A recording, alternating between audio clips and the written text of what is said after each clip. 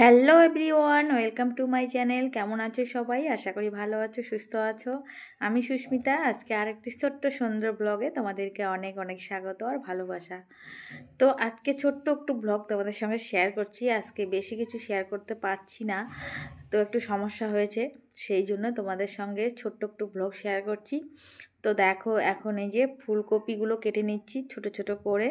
তো এখন আমি বানাবো ফুলকপির চপ।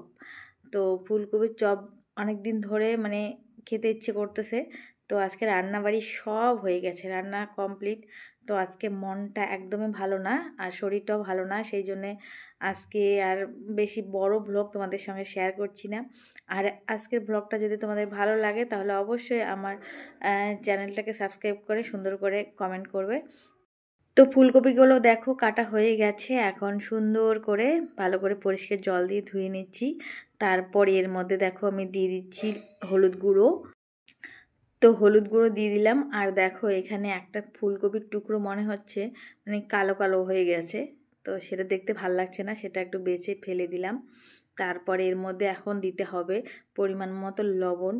তো হলুদ লবণ তো দিতেই হবে, তো হলুদ লবণ দিয়ে দিলাম পরিমাণ মতো। তারপর আমি দেখো এর মধ্যে দিয়ে দিচ্ছি বেসন। তো সেটাও পরিমাণ মতো দিতে হবে, বেসনটা একটু বেশি করে দিলাম। তারপর এর মধ্যে আমি আর একটা জিনিস মেশাবো, সেটা হলো চালের গুঁড়ো। তো বেসনের পরিমাণটা বেশি, চালের গুঁড়োর পরিমাণটা একটু কম। তারপর এর মধ্যে দিয়ে দিচ্ছি একটু শুকনো লঙ্কার গুঁড়ো। তো একটু ঝাল ঝাল হবে আর দেখতেও সুন্দর হবে। তো এখন এই জিনিসটাকে ভালো করে মেশাতে হবে, ভালো করে মাখতে হবে। তো ভালো করে অল্প একটু হালকা জল দিয়ে তারপরে দেখো পুরো আমি জিনিসটাকে ভালো করে হাত দিয়ে একদম মিশিয়ে নেব।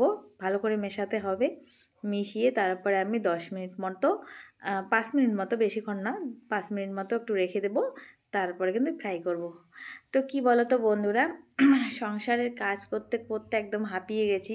মানে সংসারের কাজ করতে করতে, আর সত্যি কথা বলতে প্রতিদিনই একই রকম থাকে না মানুষের শরীর। তো সংসারের কাজ করতে করতে মাঝে মাঝে আমরা হাঁপিয়ে যাই, মনে হয় যে একটু রেস্টের দরকার। তো আজকে আমারও এরকম অবস্থা হয়েছে। তো আমারও দুদিন থেকে শরীর ভালো না, তো একদম কাজ করার ইচ্ছে নেই। তো সেই জন্যে আজকের দিনটা বিরতি নিচ্ছি মানে সংসারের কাজ থেকে। সংসারের কাজ তো করলাম, মানে বেশি কিছু কাজ করলাম না, কাজ তো করতেই হবে, যেমন রান্নাবাড়ি করতে হবে, ঘর দৌড় ঝাড় দিতে হবে। তো আরও যে কত কিছু কাজ থেকে, সেই কাজগুলো থেকে আজকে আমি বিরতি নিলাম। মানে সংসারের কাজ করতে করতে হাঁপিয়ে গেছি, সেই জন্য আজকের দিনটা আর কি বিরতি নিয়ে নিলাম। তো দেখো 10 মিনিট মতো রেখে দেবো। তো তারপরে দেখো বন্ধুরা, এই যে ফ্রাই প্যানটা নিয়ে নিয়েছি। তো এখন এখানে পরিমাণ মতো তেল দিয়ে দেবো, একটু বেশি করে তেল দিতে হবে, যেহেতু ফুলকপির চপ বানাবো।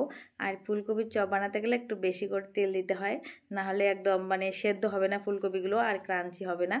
তো দেখো এক এক করে সব ফুলকপিগুলো দিয়ে দিচ্ছি। আর ফুলকপির চপ খেতে কিন্তু খুব ভালো লাগে, আর এই সময় তো ফুলকপি অ্যাভেলেবেল পাওয়া যায়। তো ফুলকপির চপ করব। আর দেখো আমার রান্না কিন্তু হয়ে গেছে, আমি ডাল করেছি আর আলু ভাজা করেছি, আজকে বেশি রান্না হয়নি।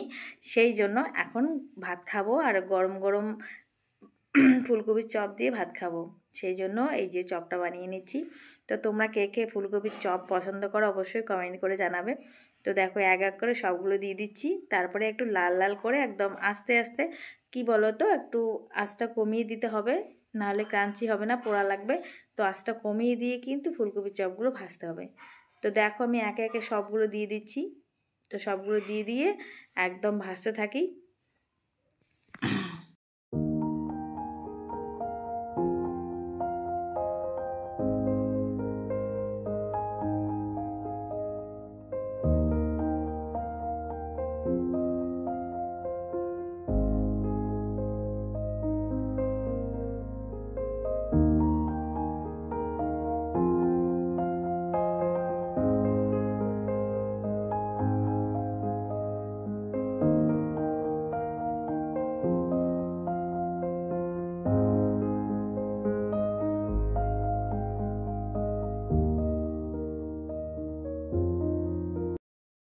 তো বন্ধুরা দেখো আমাদের খাওয়া দাওয়া হবে এখন। ভাত রেডি করেছি, দেখো আলু ভাজা আর ডিমের অমলেট, আর করেছি যে লাউ দিয়ে মুসুর ডাল। তো আজকে বেশি কিছু রান্না হয়নি, একদম নিরামিষ রান্না হয়েছে, মানে নিরামিষ বলতে মাছ মাংস নেই।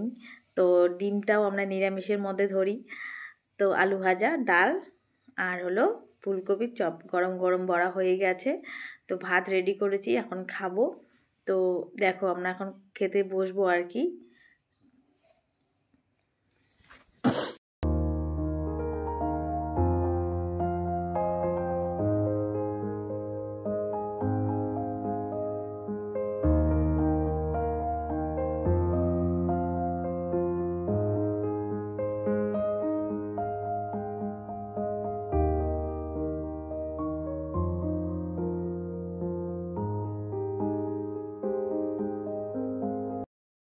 তো খাওয়া দাওয়া করে দেখো এই যে ছাদে এসেছি, প্রচণ্ড রৌদ্র উঠেছে এখন দুপুরবেলা। তো এই যে দেখো ডালের বড়ি বানিয়েছি। ডালের বড়িগুলো রৌদ্রে দিয়ে দিচ্ছি, দেখো অনেকগুলো ডালের বড়ি। আর এখন এত রোদ, একদিনেই ডালের বড়ি একদম শুকিয়ে যায়। তারপরে দেখো কতগুলো ফুলকপি কাটা হয়েছে, এই ফুলকপিগুলোও রৌদ্রে দেবো। ফুলকপিগুলোও দেখো রৌদ্রে দিচ্ছি। তো ফুলকপিগুলো কিন্তু শুকোবো রোদের মধ্যে, সেই জন্য অনেকগুলো ফুলকপি কাটা হয়েছে। দেখো এই ফুলকপিগুলো কেটে শুকিয়ে রেখে দেবো। দেখো এতগুলো ফুলকপি দেখা যাচ্ছে, কিন্তু শুকোনোর পরে কিন্তু অল্প একটু হবে। তো এই ফুলকপিগুলো শুকিয়ে একদম কৌটোর মধ্যে ভরে রেখে দেবো।